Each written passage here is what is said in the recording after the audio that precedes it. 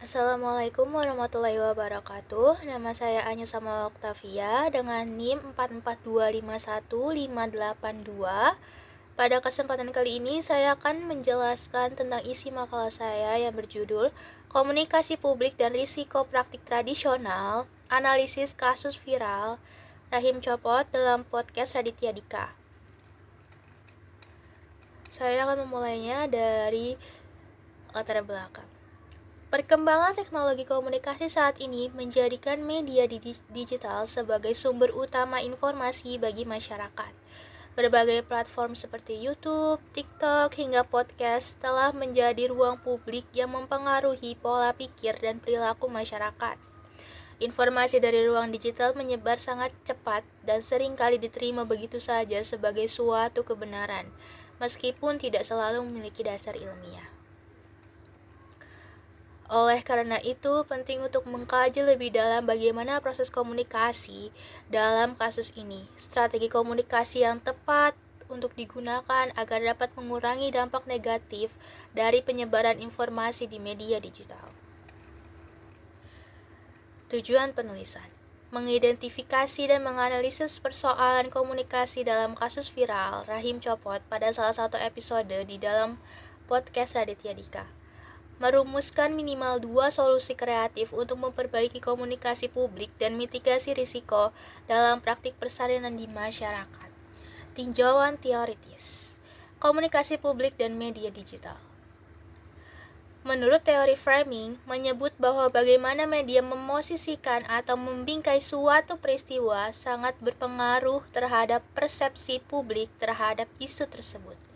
Jika berita Rahim Copot dikemas dengan unsur dramatis, maka masyarakat bisa bereaksi secara emosional, bukan hanya rasional. Teori komunikasi pribadi dan budaya.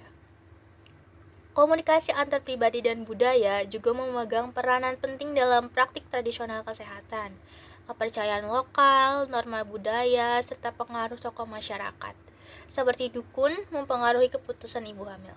Teori cultural cognitions menyebut bahwa nilai-nilai budaya akan mengarahkan bagaimana seseorang menafsirkan informasi risiko.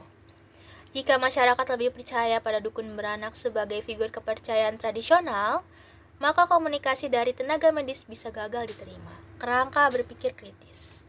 Data: fakta kejadian kasus Rahim Copot, sumbernya podcast dan media.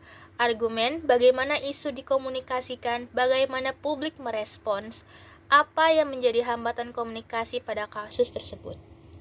Teori: menggunakan teori komunikasi publik, komunikasi risiko, budaya, dan interpersonal. Analisis kasus. Paparan kasus. Mulanya narasumber didatangi oleh seorang laki-laki pada jam 2 pagi saat sedang berjaga di salah satu rumah sakit di Jawa Barat. Ia menunjukkan isi kantong kresek hitam yang dibawanya dan bertanya kepada dokter tersebut. Saat dibuka, yang narasumber temukan ternyata adalah rahim. Ia pun langsung menyuruh laki-laki itu membawa istrinya masuk untuk segera dioperasi. Setelah diusut, ternyata wanita itu usai melahirkan di dukun beranak. Menurut keterangan narasumber, plasenta bisa ditunggu sampai sekitar 15 menit untuk kemudian lepas. Namun, dukun beranak yang menangani tidak sabar dan menarik plasenta yang masih menempel hingga rahim wanita itu ikut turun. Identifikasi masalah komunikasi. Beberapa masalah komunikasi yang muncul yaitu kesalahpahaman istilah medis. Publik menyebutnya dengan istilah rahim copot yang terkesan sangat menyeramkan dan mungkin akan menimbulkan ketakutan yang berlebih. Dokter menjelaskan bahwa kondisi tersebut disebut sebagai inversio uteri. Dampak komunikasi yang terjadi. Publik menjadi sangat waspada dan takut terhadap praktik persalinan medis.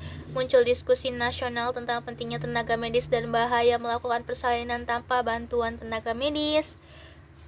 Dan yang terakhir, tantangan bagi tenaga kesehatan dan pemerintah untuk menyampaikan informasi dengan cara yang benar, tanpa menghilangkan komponen edukatifnya. Solusi kreatif. Solusi yang pertama yaitu membangun platform cerita nyata pilihan aman persalinan. Implementasinya, kalkulator resiko sederhana yang memungkinkan ibu hamil untuk mengetahui beberapa hal, mencakup kemungkinan terbaik dan kemungkinan terburuk selama proses persalinan berlangsung, dan mendapatkan rekomendasi konsultasi. Solusi yang kedua, podcast atau seri video edukasi kolaboratif persalinan aman kita. Implementasinya, menggunakan gaya bahasa yang mudah dimengerti dan visual yang menarik, grafik animasi untuk menjelaskan istilah medis seperti inversio uteri. Siapkan segmen diskusi singkat dan interaktif dengan penonton untuk menjawab pertanyaan-pertanyaan publik.